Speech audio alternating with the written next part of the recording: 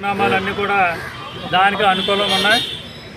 ఒకటి గీతం కాలేజీ అధినేత 54 ఎకరాల చిల్లర దురాక్రమణ చేసి దాని చట్టబద్ధత కల్పిస్తున్నారు.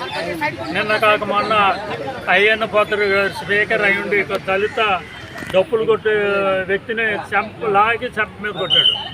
అదే ఉప సభాపతి రఘురామకృష్ణరాజు మతాన్ని రెచ్చగొట్టి ఆకివీడులో చాలా న్యూసెన్స్ చేస్తున్నారు. అంటే వీళ్ళు నిజంగా రెడ్ బుక్ రాజ్యాంగాన్ని అమలు చేస్తున్నారని ప్రజలకి అపోహలు కలిగిస్తున్నారు. అందువల్ల ఇటువంటి వ్యక్తుల మీద మరి రాష్ట్రపతి చర్య తీసుకున్నారు, గవర్నర్ చర్య తీసుకున్నారు, తక్షణమే చర్య తీసుకోవాలని. అలాగే కొన్ని భూముల మీద కూడా నేను పిల్లి వేయడం జరిగింది హైకోర్టులో, ఆనరబుల్ హైకోర్టులో. లుల్లు మాల్ గురించి కొన్ని అలా జిఎమ్స్ కూడా పిల్లి వేయడం జరిగింది. ఇది ఎక్కడైతే అన్యాయం జరుగుతుందో అక్కడ ఇంటలెక్చువల్ పాల్మ ఒకటి ఉంటుంది.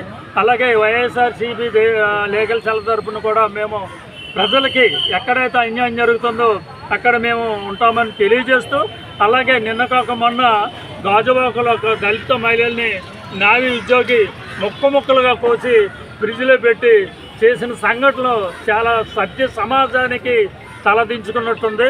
దీని మీద మరి అధికార